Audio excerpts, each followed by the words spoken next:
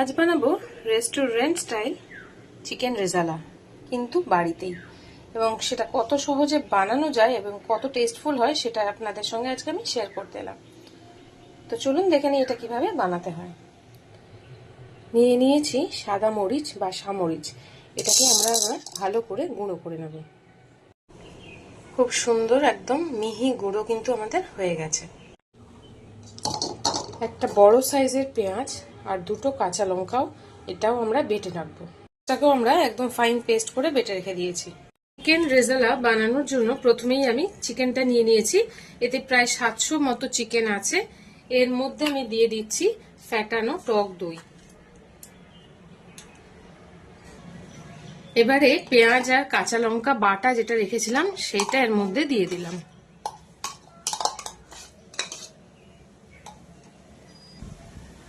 দিয়ে দেবো এবারে আদা বাটা,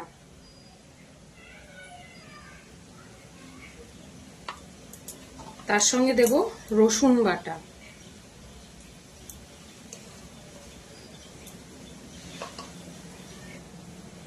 পরিমাণ মতো নুন দিয়ে দেবো। এবার সবগুলো একসঙ্গে মেখে নেব, দিয়ে ম্যারিনেট করে 2 ঘন্টার জন্য রেখে দেব। যে সাদা মরিচ বা মরিচ আমরা গুঁড়ো করে রেখেছিলাম সেটাও আমি এতে 2 চামচ মতো দিয়ে দেবো। আর যদি আপনাদের কাছে সাদা মরিচ না থাকে সেক্ষেত্রে গোলমরিচও দিতে পারবেন। এটাকে ভালো করে মেখে নিয়েছি।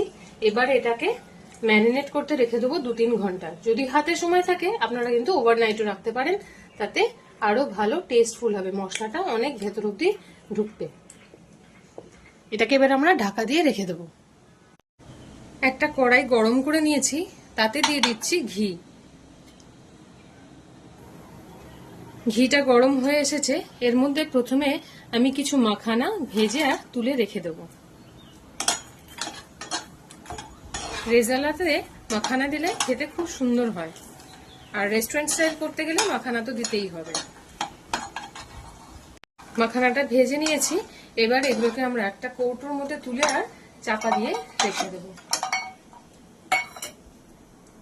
সেম কড়াইতে আমি দিয়ে দেবো আগে রিফাইন্ড অয়েল,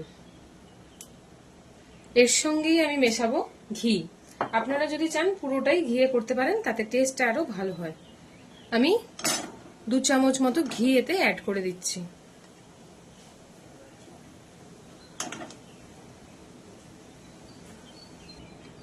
এবার কিছু মশলা আমি ফোড়ন দেব। তার মধ্যে আছে বড় এলাচ, ছোট এলাচ, লবঙ্গ, দারচিনি, জয়িত্রী, গোটা গোলমরিচ, আর এটা হচ্ছে সাজিরে। এটা কিন্তু নর্মাল যে জিরে আমরা ফোড়ন দিই সেই জিরে নয়, গোটা জিরে নয়, এটা সাজিরে, যেটা এখানে ব্যবহার করা হবে। আপনাদের কাছে যদি না থাকে তাহলে দেবেন না, স্কিপ করে যাবেন, কিন্তু সাজিরেই দেবেন যদি দেন। আর লাগছে 2টো শুকনো লঙ্কা। সবকিছুই আমরা এবার তেলটা আর ঘি গরম হয়ে গেছে, আমরা ফোড়ন দিয়ে দেবো। এলাচগুলো একটু ফাটিয়ে দিয়েছি, না হলে কিন্তু এটা ছেটকাবে। এরপর আমি দিয়ে দিলাম শুকনো লঙ্কা, দিয়ে এটাকে ভালো করে আমরা ভেজে নেব আগে। ফোড়নটা ভাজার খুব সুন্দর গন্ধ বেরিয়ে গেছে। এবার যে চিকেনটাকে আমরা ম্যারিনেট করে রেখেছিলাম সেইগুলো আমরা এক পিস করে দিয়ে দেবো। একসঙ্গে মশলা সহ সব দেবেন না, এরকম একটা একটা করে আমরা ভাজার জন্য দিয়ে দেবো।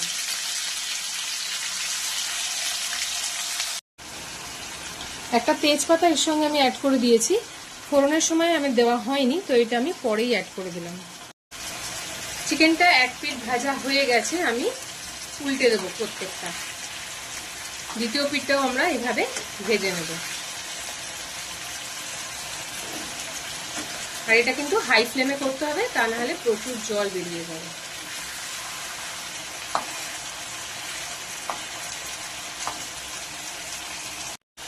দুটো দিকই আমাদের ভালো করে ভাজা হয়ে গেছে। এবারে যে ম্যারিনেশনটা আমাদের বাটিতে পড়েছিল সেইটা এর মধ্যে আমি দিয়ে দেবো।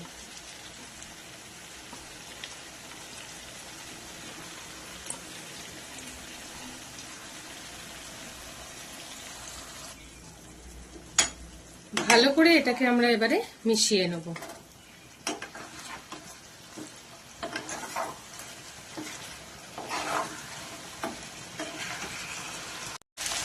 মাংসটাকে এবার আমরা 4-5 মিনিট ধরে ভালো করে কষিয়ে নিয়েছি। ফ্লেমটা কিন্তু হাই থাকবে, তা না হলে প্রচুর জল বেরিয়ে যাবে। এবার আমরা এর মধ্যে দিয়ে দেব পরিমাণ মতো নুন।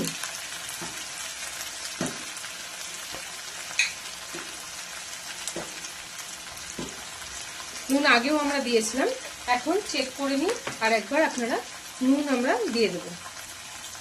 এরপর দিয়ে দেব অল্প একটু চিনি, টক দই দেওয়া আছে যেহেতু স্বাদটা ব্যালেন্সের জন্য।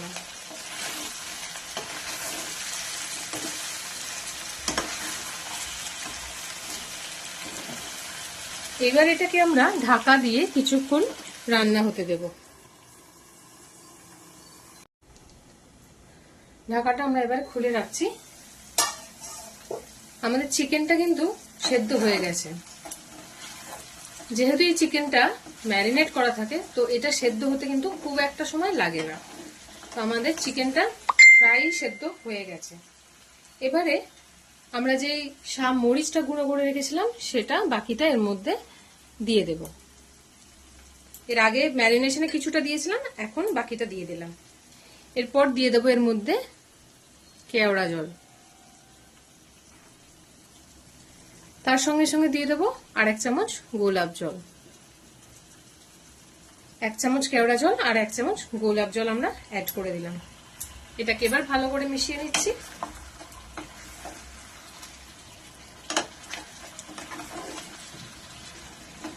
আরো কিছুক্ষণ নাড়াচাড়া করে এটাকে একটু ঢাকা দিয়ে রাখবো। এবার আমি আগে থেকে একটা পেস্ট বানিয়ে রেখেছি, এটা হচ্ছে পোস্ত আর কাজুর পেস্ট। এটাকে আমি এতে মিশিয়ে দেব।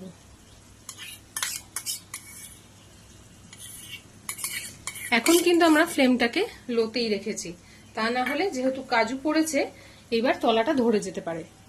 এবার ওই মিক্সি ধোয়া জল যেটা, সেটাও আমি এর মধ্যে অ্যাড করে দিলাম। এটাকে এবার ভালো করে এর সঙ্গে মিশিয়ে নেব। রেজালাতে কিন্তু খুব বেশি জল দিতে লাগে না, কারণ দই আর পেঁয়াজের জন্য প্রচুর জল এমনিই বেরোয়। তো এটাকে আমরা এবার ভালো করে মিশিয়ে নেব। আরো 5-7 মিনিট এটাকে আমরা এইভাবে রান্না করতে দেব। আঁচটা কিন্তু এবারে আমরা লোতেই রাখবো। যদি আপনার মনে হয় জল দিতে লাগবে, প্রয়োজন আছে, ঝোলটা কম, তাহলেই দেবেন। সব শেষে আমরা উপর থেকে কয়েকটা মাখানা যেটা ভেজে রেখেছিলাম সেটা দিয়ে দেবো, কারণ রেস্টুরেন্ট স্টাইল করতে গেলে কিন্তু মাখানাটা দিতেই হবে। যদিও এটা রেস্টুরেন্টে এভাবে দেয়, ঘরেও আপনারা চাইলে নাও দিতে পারেন, কারণ সবার কাছে অ্যাভেলেবেল থাকে না। তো এটাকে এবার আমরা স্ট্যান্ডিং টাইমে রেখে আর পরিবেশন করব। এটা আপনারা পরোটা, নান, কুলচা এসবের সঙ্গে কিন্তু খেতে পারবেন। একদম শেষে অল্প একটু গরম মশলা ছড়িয়ে আর আমরা গ্যাসটাকে অফ করে স্ট্যান্ডিং টাইমে রেখে দেবো চাপা দিয়ে। তো আমাদের হোমমেড চিকেন রেজালা রেডি, কিন্তু এটা রেস্টুরেন্ট স্টাইল। কেমন লাগলো রেসিপিটা আমাদের জানাতে কিন্তু ভুলবেন না। আর আমি সার্ভ করেছি আমার তৈরি হোমমেড এই বাটার নান দিয়ে। কেমন লাগলো আমাদের কিন্তু জানাবেন। ভালো লাগলে একটা লাইক, কমেন্ট, শেয়ার, সাবস্ক্রাইব করবেন চ্যানেলটা, আর ফলো করবেন আমাদের। Thanks for watching.